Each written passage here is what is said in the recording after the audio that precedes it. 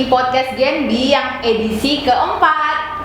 Nah, setelah terakhir kemarin kita bahas tentang podcast Genbi, temanya itu tentang leadership ya. Udah pada nonton belum? Kalau buat teman-teman yang belum nonton, langsung buruan cek sekarang juga YouTube-nya Genbi Bengkulu.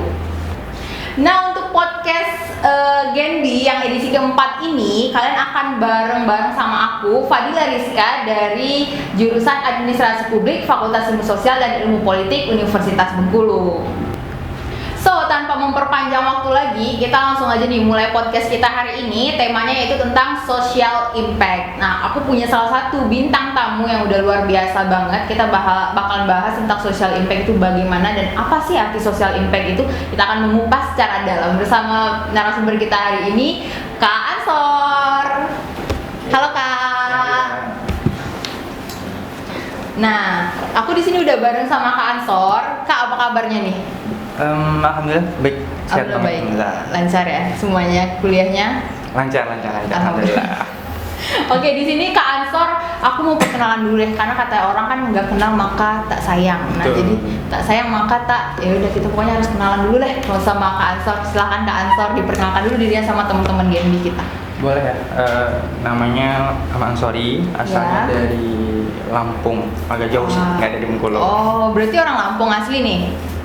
Bisa dibilang ya, karena lahir asli di Lampung. Oh, gitu. Kalau sekarang di semester akhir kita lagi nyusun skripsi dari jurusan Ekonomi Pembangunan. Oh ya guys, ngomong-ngomong, Kak Ansor ini katanya juga pernah mendapatkan beasiswa Genbi ya Kak, tahun 2019. 2019 sampai 2021 sih, jadi baru kemarin yang nggak Oh, baru beberapa ini juga Yap. selesainya begitu ya. Cukup. Tapi kuliahnya masih itu. Alhamdulillah masih terus lanjut. Oh, oke. Nah, Kak, kali ini kan podcast Genbi ini kita mau bahas tentang social impact nih. Nah, aku sebelumnya mau tanya dulu ke Kakak nih, apa sih latar belakang Kakak di bagian social impact itu sendiri? Oke, baik ya. Jadi selain kakak nih aktif juga di beberapa organisasi, Iya. kakak juga concern di lembaga kemanusiaan sebagai relawan sejak 2018. Namun secara aktif di Human Initiative Volunteer Energy itu kakak tergabung di 2019. Di sana memang belajar betul gitu kan. Jadi dari kita memang makhluk sosial, beraktivitas kita juga harus memikirkan sosial kita, bahasanya seperti itu. Jadi dan ini juga lembaga yang resmi di daerah Bengkulu, Yeah. ya di Bengkulu dan nasional, bahkan kita juga diakui oleh lembaga internasional PBB sejak tahun 2008 kayak gitu. Jadi cukup lumayan lama lah ya bergelut di dunia kemanusiaan. Oh, Jadi sih. Itu dari latar belakang social impact-nya sendiri ya. Kita langsung aja nih masuk ke bagian apa sebelum bahas terlalu jauh nih Kak. Apa sih pasti teman-teman mikir apa sih social impact itu? Terus juga kayak dampak sosial. Social impact itu kan bahasa Inggrisnya. Secara umumnya pasti bahasa Indonesianya dampak sosial. Seperti apa bentuk social impact itu sendiri?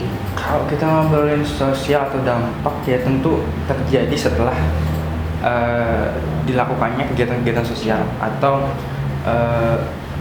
momen-momen sosial tersebut ya, mungkin seperti banjir, apa sih yang dilakukan, dampaknya seperti apa yang harus kita perbuat di sana, itu lebih akan dipelajari dalam social impact. Namun secara khusus tidak hanya dari segi bencana, tapi ekonomi, pendidikan, kesehatan, itu semua berkaitan dengan dampak-dampak sosial itu sendiri. Dan kita lembaga kemanusiaan atau orang-orang yang bekerja di kerelawanan atau beraktivitas di kerelawanan itu ya memang ya kerjaannya seperti itu, makanan sehari-hari kita lah ya. Jadi memikirkan pendidikan anak-anak yang membutuhkan, terus apa yang akan kita perbuat untuk kesehatan mereka, ekonomi mereka, pendidikan mereka dan lain sebagainya. Itu sih mungkin kalau kita berbicara tentang dampak sosial, dan ini harus dalam bentuk program yang teman-teman Genbi juga sering ya bergabung dengan program-program kemanusiaan dari Human Initiative seperti galang dana, terus seperti mengajar di rumah belajar kita home yang ada di pinggir pantai di Malioboro. Dia ngambil satu slot pembelajaran di sana dan cukup meriah ya, belajarnya sangat bagus, yang dampaknya itu bisa dirasakan oleh anak-anak. Jadi kalau teman-teman Genbi itu datang, minimal semangat mereka itu jadi naik gitu, datang karena orang-orang baru seperti itu. Dan itu adalah contoh sedikit daripada dampak sosial. Tidak harus memikirkan masa depan mereka, tapi hari itu mereka sudah memiliki semangat yang berbeda dari hari-hari biasanya. Itu sedikit daripada dampak sosial itu sendiri. Itu sih kalau menurutku ya, jadi sebagai penggiat relawan seperti itu. Oh oke Kak, berarti dari apa yang Kakak sampaikan tadi aku nangkepnya gini, berarti apapun yang kita lakukan untuk suatu hal itu, walaupun sekecil apapun itu bakalan berdampak besar ya bagi orang-orang. Nggak harus kayak kita melakukan hal besar itu baru ternilai besar, sekecil pun itu udah ternilai besar sebenarnya ya. Betul banget, kita nggak usah berpikir kayak dengan kita membantu orang merubah dunia, tapi minimal dengan kita membantu orang itu kita akan merubah sedikit daripada dunianya sendiri yang kita bantu. Nah itu sih yang menurut kakak yang jangan terlalu bermindset kalau kita orang biasa nggak bisa jadi relawan, nggak bisa jadi ini. Padahal peluangnya sangat terbuka lebar. Bahkan diri kita sekarang adalah semua relawan gitu. Untuk diri kita sendiri minimal. Iya benar. Seperti itu. Nah Dila, pernah nggak tertarik gitu kan kayak apa namanya masuk ke dunia relawan atau masuk ke aktivitas-aktivitas sosial tersebut kayak gitu? Nah Pernah sih Kak, emang tertarik. Aku jujur orangnya kayak suka bertemu orang-orang baru, terus juga kayak seneng kalau ada kegiatan yang rame-rame gitu kan, kayak berasa seru, banyak teman-teman baru juga. Nah di Genbi kemarin aku ada gabung di kegiatan Genbi Mengajar, jadi kita melakukan kegiatan Genbi Mengajar di beberapa sekolah SD, dan itu tuh seru banget karena kita kayak ketemu teman-teman baru, terus kayak anak-anak SD-nya kan lucu-lucu, jadi kayak belajar bareng-bareng lah kita di sana. ya gitu, itu yang kurang lebih kita rasakan ya, candu kalau kita bilang ya, candu beraktivitas sosial kalau udah masuk ke sana kayak gitu sih.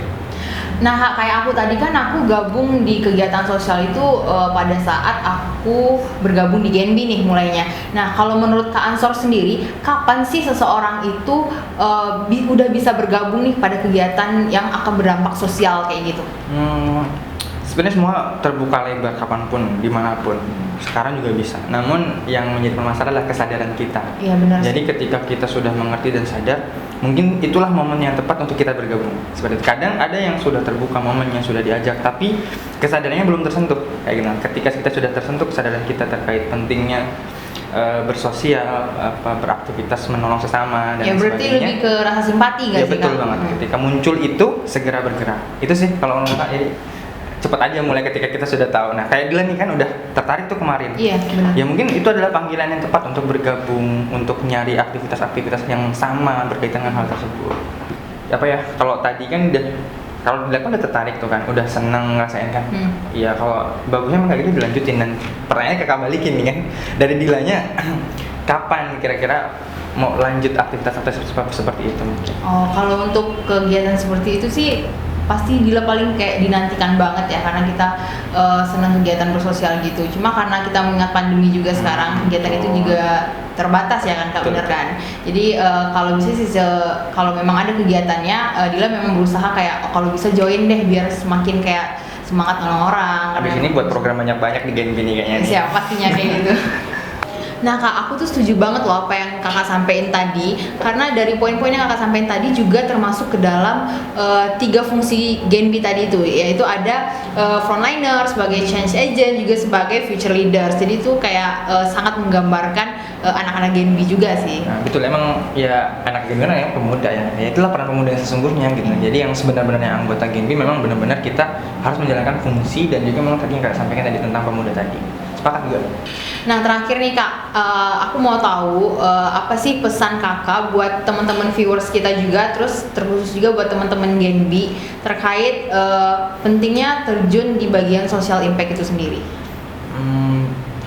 Fokusnya banyak banget sebenarnya, tapi ya kalau kita berbicara, karena kakak dulu di sampai sekarang juga di Genbi, kita mendapatkan banyak sekali fasilitas, kita juga mendapatkan banyak sekali support. Ini adalah peluang yang nggak didapat oleh semua orang nih loh, ya, untuk berkembang menjadi lebih baik. Apalagi kita menjadi seorang pemuda yang jangan berpuas hanya dengan ilmu yang kita dapat sekarang gitu kan.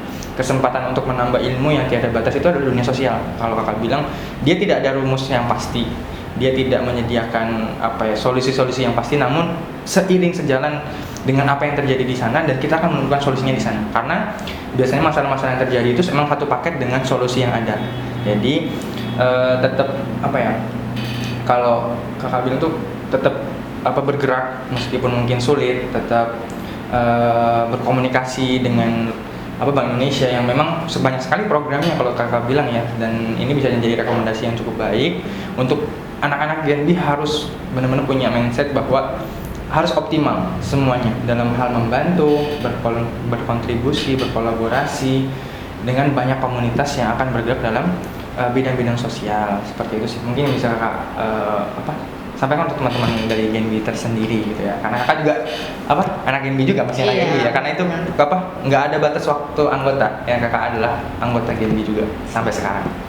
Nah, Kak, kita udah sampai di penghujung acara nih. Nah, aku mau bilang makasih banget atas waktunya udah bersedia hadir di podcast Genbi edisi keempat ini. Terus juga semoga kita bisa bertemu lagi di kegiatan Genbi selanjutnya. Terus juga semoga Kak dilancarkan semua aktivitasnya. Oke, sama-sama Dila dan teman-teman semua. Salam buat teman-teman pengurus Genbi dan pastinya seluruh pemirsa yang ada di rumah mungkin yang sedang menonton video ini. Itu aja sih, sama-sama. Makasih, Kak. Oke, last but not least, aku mau bilang terima kasih banyak buat teman-teman semuanya, teman-teman viewers yang udah nonton podcast Genbi edisi keempat kali ini. Thank you so much. Jangan lupa like, comment, and subscribe. Oke, naik Vespa bareng Anya. Sampai jumpa semuanya.